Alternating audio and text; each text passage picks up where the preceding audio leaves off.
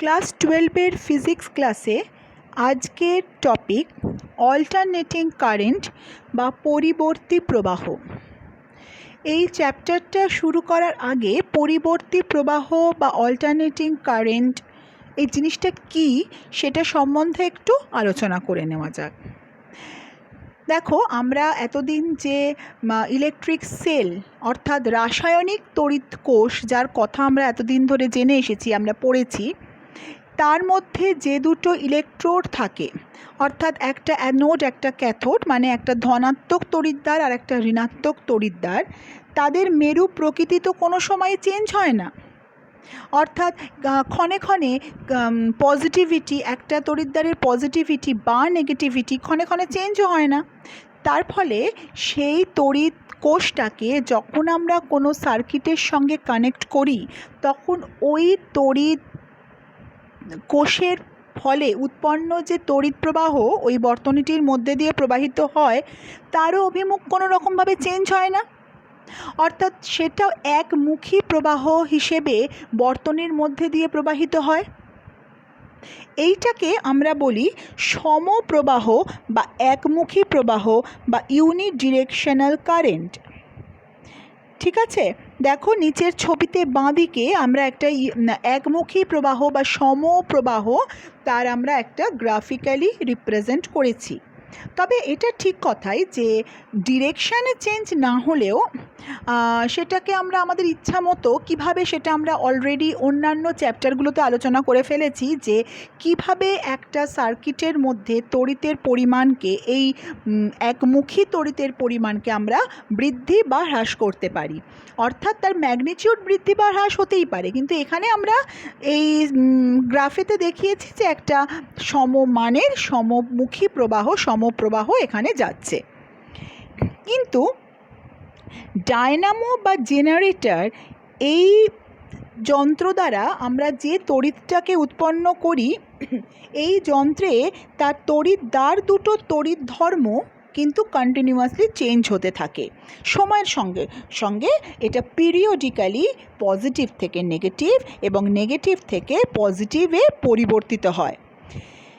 তার ফলে কি হয়, এই যে ইলেকট্রিক সোর্স, এই সোর্সটাকে যখন আমরা কোনো সার্কিটে যোগ করব, সেই সার্কিটে যে কারেন্টটা প্রবাহিত হবে, তাহলে তার সঙ্গে সঙ্গে সে কারেন্টের অভিমুখও পর্যায়ক্রমে উল্টোতে থাকে। অর্থাৎ মানে ডিরেকশানটা ক্রমশ চেঞ্জ হতে থাকে পিরিয়ডিক্যালি। কারণ কি, ওই তড়িৎ উৎস তার তড়িৎদ্বার দুটোর মেরু প্রকৃতি পর্যায়ক্রমে চেঞ্জ হতে থাকে। তার ফলে বর্তনীর মধ্যে যে কারেন্টটা প্রবাহিত হবে তার অভিমুখও পর্যায়ক্রমে চেঞ্জ হতে থাকে।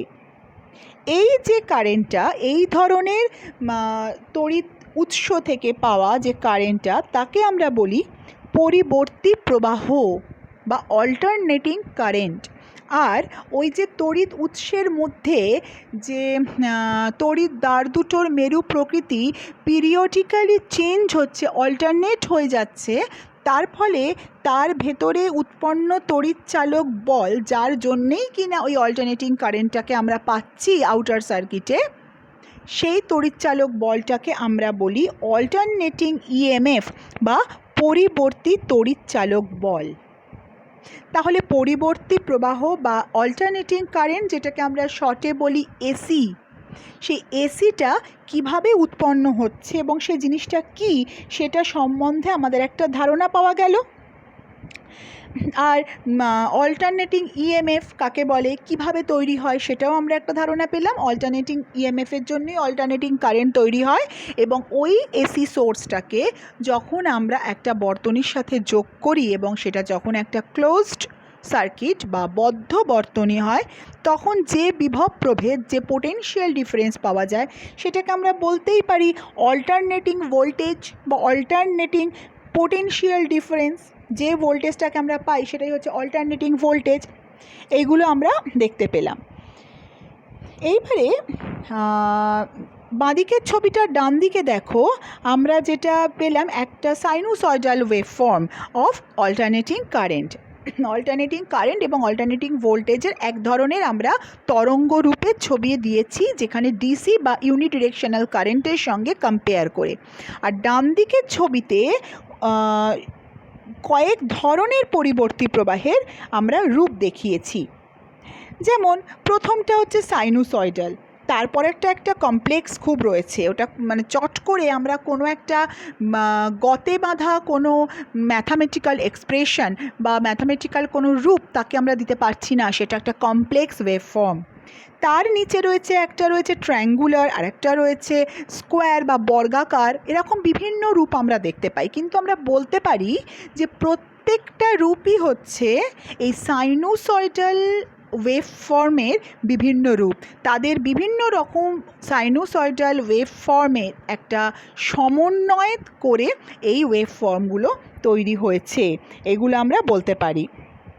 আর এই যে গ্রাফগুলো রয়েছে, এখান থেকে আমরা কতগুলো ফিচার পেতে পারি এই ওয়েভ ফর্মে, এসি ওয়েভ ফর্মে। প্রথমত, প্রত্যেকটা পরিবর্তী প্রবাহ সে হচ্ছে তরঙ্গধর্মী, অর্থাৎ সময়ের সাপেক্ষে প্রবাহের পরিবর্তন তরঙ্গাকারে পরিবর্তিত হয়।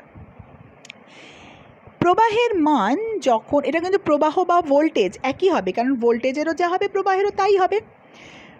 প্রবাহের মান সময় অক্ষের ওপর থাকলে সেটা হবে পজিটিভ, এবং সময়ের অক্ষের নিচে থাকলে তা হবে নেগেটিভ। আর এই তার মানে কি, তার মানে সার্কিটে তো এই কারেন্টের অভিমুখ কন্টিনিউয়াস চেঞ্জ হচ্ছে, এবং চেঞ্জ হওয়ার দেখো এই অতিক্রম করবার মানে পজিটিভ থেকে নেগেটিভ বা নেগেটিভ থেকে অতিক্রম করার মুহূর্তে এটা একদম ইনস্ট্যান্টেনিয়াস যে ম্যাগনিটিউড, তাৎক্ষণিক মান, সেটার ভ্যালু কিন্তু শূন্য। পুরো সময়ের অক্ষের ওপর সেটা কাট করছে, তার মানে সেখানে কিন্তু ভ্যালু হচ্ছে শূন্য। ঠিক আছে, এইগুলো আমরা কিন্তু এখান থেকে আমরা স্টাডি করতে পারলাম। আর এই অল্টারনেটিং কারেন্টের তো আমরা এতগুলো ওয়েভ ফর্ম পেলাম, এবং এটা আরেকবার মনে রাখা দরকার যে প্রত্যেকটা ওয়েভ ফর্মকেই আমরা সাইনুসয়েডাল ওয়েভ ফর্মের বিভিন্ন রূপ হিসেবে আমরা সেটাকে ব্যাখ্যা করতে পারি। তাই আমাদের সিলেবাসে বা আমাদের ক্লাসে আলোচনার সমস্ত রকমের পরিবর্তী প্রবাহের তরঙ্গ রূপটা আমরা সাইনুসয়েডাল বা সাইন ওয়েভ হিসেবেই আমরা কিন্তু আলোচনা করব। এইবারে দেখা গেছে এখন সারা বিশ্বে মোট যে তড়িৎ শক্তির মানে এসি যে অল্টারনেটিং কারেন্ট তৈরি হচ্ছে, তার ম্যাক্সিমামটাই উৎপন্ন হয় ইলেকট্রোম্যাগনেটিক ইন্ডাকশন এই প্রিন্সিপালের ওপর ভিত্তি করে। আর এই তড়িৎ উৎপাদন যে যন্ত্রগুলো, মানে এসি যে যন্ত্র এসি তৈরি হচ্ছে, সেটা হচ্ছে এসি ডায়নামো বা এসি জেনারেটরের সাহায্যে। এখানে কি করা হয়, একটা চৌম্বক ক্ষেত্রের মধ্যে একটা পরিবাহী কুণ্ডলীকে একটানা ঘোরানো হয়, তার ফলে কি হচ্ছে, চৌম্বক ক্ষেত্র থাকছে আর পরিবাহীর একটা গতি থাকছে। তাহলে ফ্লেমিংয়ের ডান হাতের নিয়ম অনুসারে, আমরা কিন্তু আগের চ্যাপ্টারগুলো এগুলো পড়ে এসেছি, ডান হাতের নিয়ম অনুসারে একটা কারেন্ট সেখানে আবিষ্ট হচ্ছে। এই কারেন্টটাকে আমরা আউটপুটে তড়িৎ শক্তি হিসেবে পাচ্ছি। দেখো এখানে একটা এসি ডায়নামো বা এসি জেনারেটরের ছবি রয়েছে। এ কীভাবে কাজ করে একটু বলছি। এন আর এস দুদিকে রয়েছে একটা চুম্বক, দেখতে পাচ্ছ, ব্লু কালারের উত্তর মেরু আর রেড কালারের দক্ষিণ মেরু। এটা হলো একটা শক্তিশালী অশ্বক্ষুরাকৃতি চুম্বক। তার চুম্বকের দুটো মেরু, অ্যাকচুয়ালি একটাই চুম্বক, তার দুটো মেরু। তার মানে এদের মাঝখানে উত্তর মেরু থেকে দক্ষিণ মেরু পর্যন্ত একটা ম্যাগনেটিক ফিল্ড কাজ করছে। এটা হচ্ছে একটা ইউনিফর্ম ম্যাগনেটিক ফিল্ড, কারণ ম্যাগনেটিক ফিল্ডটা তো কোনো চেঞ্জ হচ্ছে না, একটা অশ্বক্ষুরাকৃতির চুম্বক রাখা রয়েছে, সেটা একটা সুষম চৌম্বক ক্ষেত্র। এর মধ্যে একটা রেক্ট্যাঙ্গুলার বা আয়তাকার একটা কয়েল রাখা আছে। সেই কয়েলের একটা পাকও থাকতে পারে, একাধিক পাকও থাকতে পারে, সেটা আলোচ্য বিষয় নয়, পাকটার ওপর ডিপেন্ড করছে শুধুমাত্র যে কী পরিমাণ তড়িৎ শক্তি উৎপন্ন হবে, সেটা আমরা পরে আলোচনা করছি। একাধিক পাকও থাকতে পারে। এবারে চৌম্বক ক্ষেত্রের সাথে পারপেন্ডিকুলারলি একটা ঘূর্ণন অক্ষ সাপেক্ষে কুণ্ডলীটাকে ঘোরানো হয়।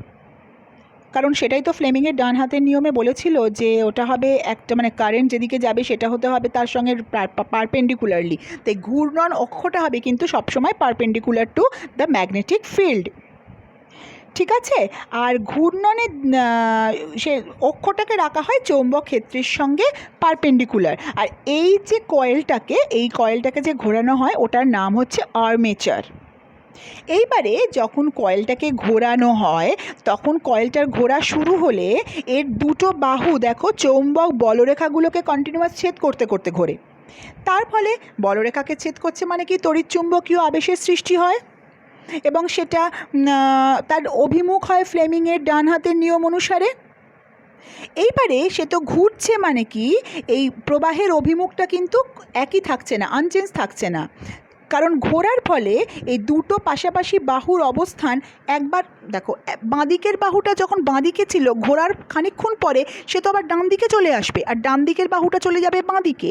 তার মানে এই দুটো বাহু তাদের নিজেদের জায়গা যেই মুহূর্তে ইন্টারচেঞ্জ করে ফেলে সঙ্গে সঙ্গে ফ্লেমিংয়ের ডান হাতের নিয়ম অনুসারে সেই দুটো বাহুতে তড়িৎ প্রবাহের অভিমুখের ডিরেকশানও কিন্তু উল্টে যায়।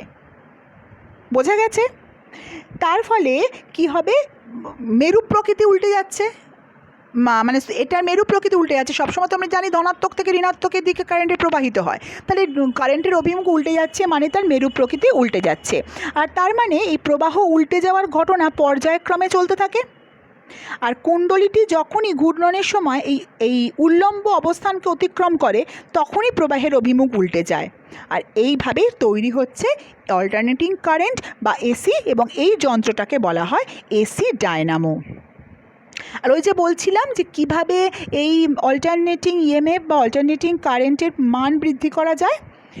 কুণ্ডলীর তলের ক্ষেত্রফল, কুণ্ডলীর পাক সংখ্যা, কুণ্ডলীর ঘূর্ণন বেগ এবং চৌম্বক ক্ষেত্রের প্রাবল্য, এই সব কটাকে বৃদ্ধি করলে এসির পরিমাণ বৃদ্ধি পায়, এই সব কটাকে ডিক্রিজ করলে এসির পরিমাণও ডিক্রিজড হয়। এটা হচ্ছে ওদের মধ্যে রিলেশন যে এইগুলোর ওপরে নির্ভর করে, সমানুপাতিক হিসেবে নির্ভর করে। ঠিক আছে, এবারে যে কারেন্টটা পাওয়া গেল বা যে ভোল্টেজটা পাওয়া গেল সেটাকে আমরা এক্সপ্রেস, যেহেতু সাইনোসয়েডাল ওয়েভ বললাম, আলোচ্য সমস্ত তরঙ্গই হবে এখানে সাইনধর্মী, তাই এখানে যে অল্টারনেটিং ভোল্টেজ তার এক্সপ্রেশনটা আমরা দিতে পারি V=V0 সাইন ওমেগা টি প্লাস আলফা, এবং অ্যাজ ওয়েল অ্যাজ বলতে পারি অল্টারনেটিং কারেন্টের এক্সপ্রেশনটা হবে I=I0 সাইন ওমেগা টি প্লাস আলফা। এই ওমেগা রাশিটাকে পরিবর্তী তড়িৎচালক বল বা পরিবর্তী প্রবাহের অ্যাঙ্গুলার ফ্রিকোয়েন্সি বলা হয়। আর ওমেগা টি প্লাস আলফা এটা হচ্ছে ওর ফেজ, যেখানে আলফাটা হচ্ছে ওর প্রাথমিক দশা বা ইপক। ঠিক আছে, এখন এই যে পরিবর্তী প্রবাহ হয়তো বললাম যে পর্যায়ক্রমে আবর্তিত হতে থাকে, মেরু প্রকৃতি উল্টোতে থাকে, তাহলে তার টাইম পিরিয়ডের পরিমাণ হবে 2π/ω এবং ফ্রিকোয়েন্সি হবে ω/2π।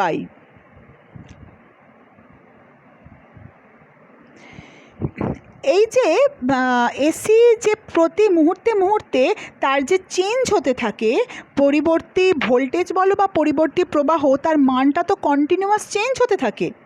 তাহলে একটা কমপ্লিট সাইকেলে মানে সম্পূর্ণ চক্রে এর পুরো একদম ওমেগা টি বা থিটা পুরো পাল্লা হচ্ছে একদম 2π বা 360 ডিগ্রি।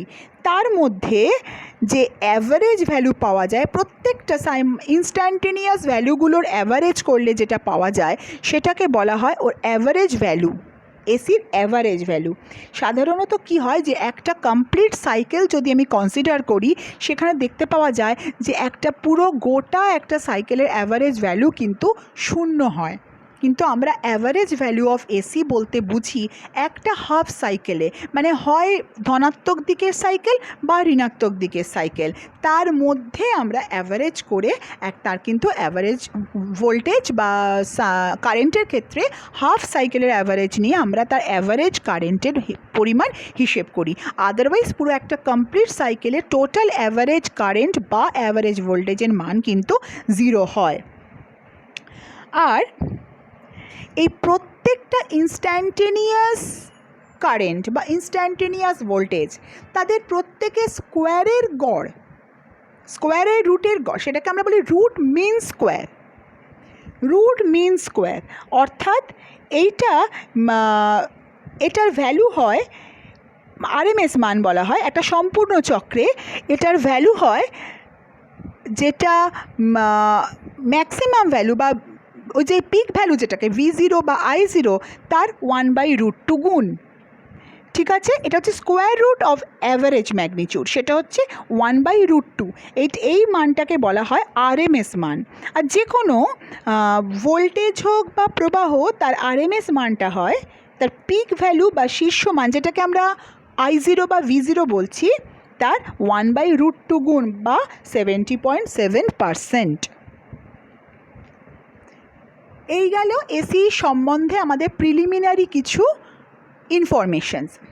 এইবারে আমরা কয়েকটা এসি সার্কিট একটু আমরা অ্যানালিসিস করব। প্রথম যে সার্কিটটা রয়েছে সেই সার্কিটে শুধুমাত্র একটা রেজিস্টার রয়েছে, শুধু একটা রোধক রয়েছে। এবং এইখানে দেখতে পাচ্ছ, এখানে যে দেখো সার্কিটের নিচের দিকে এসি সোর্স, তার সাইনটা কীরকম হয়, একটা গোলের মধ্যে একটা সাইন কার্ভ আঁকা থাকে, ওটা হচ্ছে এসি সোর্সের সিম্বল। তো যেখানে একটা শুধুমাত্র রোধ রয়েছে, সেখান থেকে এসি যে উৎস, সেই উৎস থেকে যে ভোল্টেজটা পাওয়া যাচ্ছে সেটা হচ্ছে V maximum into sine omega t. তাহলে যে ইনস্ট্যান্টেনিয়াস যে কারেন্টটা ফ্লো করছে, সেই ইনস্ট্যান্টেনিয়াস কারেন্টটাও হচ্ছে আইএম ইন্টু সাইন ওমেগা টি। কিন্তু এটা তো একটা ওহমিক সার্কিট, ওহমের সূত্র মেনে চলা একটা সার্কিট। তাহলে এর মধ্যে আই এর ভ্যালুটা হয় V/R। তাহলে ভি এর ভ্যালু আমি বসাবো VM sine omega t by R. এটা কিন্তু আর সাইন ওমেগা টি নয়, হ্যাঁ, এটা VM/R ইন্টু সাইন ওমেগা টি, কারণ আমি ভি এর জায়গায় VM সাইন ওমেগা টি ভ্যালুটা বসিয়েছি। তাহলে এইটা is equal to IM sine omega t. এইখান থেকে দেখতে পাচ্ছি আমি যে এই ভোল্টেজ এবং কারেন্টের মধ্যে কিন্তু কোনো ফেজ ডিফারেন্স নেই, ওরা একই ফেজে কিন্তু রয়েছে। ভোল্টেজ এবং কারেন্টের মধ্যে কোনো ফেজ ডিফারেন্স এখানে থাকে না। এবং এখান থেকে আমাকে যদি পাওয়ার ক্যালকুলেট করতে দেয়, V/I করে পাওয়ার ক্যালকুলেট করব, ওর ভ্যালুগুলো আমি জানলেই সেগুলো পুট করে আমাকে যা জিজ্ঞেস করবে আমি তার ভ্যালু এখান থেকে নির্ণয় করতে পারবো।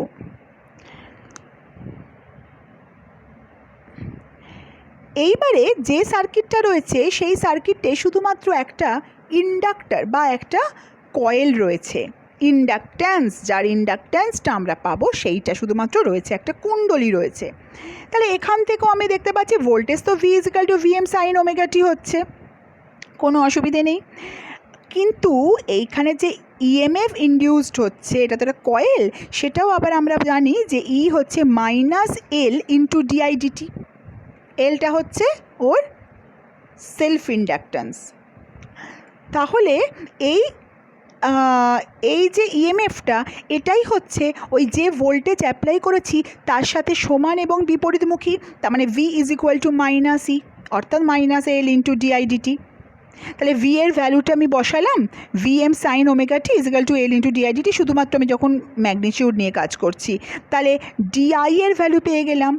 এইবারে আমি যদি ইন্টিগ্রেশন করে আমি আলটিমেটলি পাচ্ছি আই এর ভ্যালুটা হচ্ছে VM/L ইন্টু সাইন ওমেগা টি -π/2। এই যে ওমেগা ইন্টু এল, এইটাকে বলা হয় ইন্ডাকটিভ রিঅ্যাক্ট্যান্স, বা এটাকে সিম্বলাইজ করা হয় XL দিয়ে, ইন্ডাকটিভ রিঅ্যাক্ট্যান্স। তাহলে এখানে প্রবাহিত কারেন্টের মান পেলাম IM ইজিক্যাল টু VM/XL।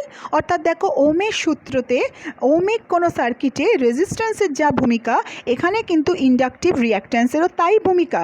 এবং কারেন্টের মানটা পেলাম IM সাইন ওমেগা টি -π/2। এখান থেকে দেখতে পাচ্ছি যে কারেন্ট এবং ভোল্টেজের মধ্যে কিন্তু একটা 90 ডিগ্রি ফেজ ডিফারেন্স থেকে গেছে, এবং কারেন্টটা ভোল্টেজের থেকে 90 ডিগ্রিতে ল্যাগ করছে, মানে -π/2, তার মানে সেটা পিছিয়ে রয়েছে।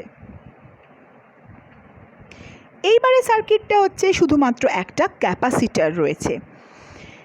ক্যাপাসিটার থাকলে দেখো সবসময় তো আমি ওই সার্কিট থেকে, এই উৎসটা থেকে V/VM সাইন ওমেগা টিটা পাচ্ছি। আর ক্যাপাসিটার থাকলে এই ক্যাপাসিটারের মধ্যে যে চার্জ থাকছে সেটা হচ্ছে Q/C × V। তাহলে যে কারেন্টটা ফ্লো করছে সেই কারেন্টটা হচ্ছে, কারেন্ট মানে কি, কি পরিমাণ চার্জ একক সময় পাস করছে, তার মানে ডিকিউ ডিটি মানে ডিডিটি অফ কিউ মানে DDT of C into V মানে ডিসিভি ডিটি।